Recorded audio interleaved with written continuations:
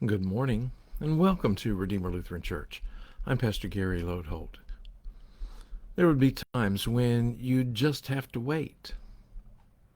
Many of you may know that I spent my internship year in western Nebraska. To say that was a bit different from anything I had known before is a bit of an understatement. Things were very different. I had not grown up in an agricultural lifestyle, which was pretty much what they had out there. The corn was at least 8 feet tall. I got to ride on a combine. I learned how the ranchers put their cows in a feedlot over the winter because crowded together like that with mud and hay and bodily wastes, it all worked together in a spontaneous generation of heat for the cows. When spring came, the people began to warn me what might happen. They suggested that I might be driving down the road and suddenly come upon a rancher that was moving his cows from one pasture to another. They told me, and it turned out to be true, that there was nothing you could do but wait for the cows to clear the road. As a rule, cows don't move quickly. There's not much you can do to prod them along. And then I learned about Shagmar. This week of July 4th, as we think about the freedoms we enjoy, we are taking these morning moments to look at some of the lesser-known people in the book of Judges who led the people to freedom too. The book of Judges has a fairly standard pattern. The people fall away from following God. God raises up an oppressor to drive them back to God. They cry out to God for help, and God raises up a person called a judge to deliver them. And then the people walk with God again until, yes, they fall away and the pattern repeats. The other thing to remember is that the first several judges were very faithful to the way of God.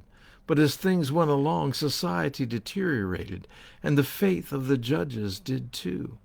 Until by the end of the book, the judges are not really people you want to look up to. A little bit more about that later. When it comes to Shagmar, he is mentioned in only one verse. And so much of what we know or think involves some educated guesswork and speculation. He's a minor judge, and in fact the Bible never actually calls him a judge. Some suspect that he was active in the same time as Ehud, whom we learned about yesterday. What is intriguing is that Shagmar might not have even been an Israelite. He's not identified with any tribe, and more telling is that his name is not an Israelite name. There is strong suspicion that Shagmar was a Canaanite. If he was, then that might mean that Israel's conquest of Canaan might have been something of an inside job. In other words, as the Hebrew people sought to conquer the land, there may have been some Canaanites who, shall we say, cooperated in overthrowing their own government. Shagmar may have been a disaffected or dispossessed Canaanite who joined up with Israel and worked to deliver them. The one verse about Shagmar tells us that he battled the Philistines and killed 600 of them with an ox goad. Well, I didn't know what an ox goad was, and when I looked it up, it put me in mind of being stuck on the road behind those slow-moving cows in Nebraska. An ox goad is a sharp-pointed stick, and you use it like a cattle prod. If you are plowing and your ox pulling the plow decides to stop or move slowly, you poke him with the stick to get him going again. You goad him along. So with a sharp stick, Shagmar killed 600 Philistines and delivered Israel. Now there are a lot of comparisons to Samson, a judge later in the book.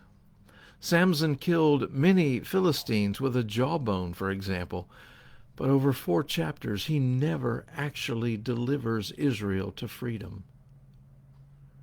Shagmar did it in one verse. Why? Shagmar, though he was a Canaanite, was faithful to God in a way that Samson was not. Shagmar was persistent in serving and obeying God alone. Maybe we should have someone behind us with an ox goad to prod us when we are reluctant or complacent in our own faith. We'd be reminded to focus on following God. Thanks for watching, and remember to let this day belong to God.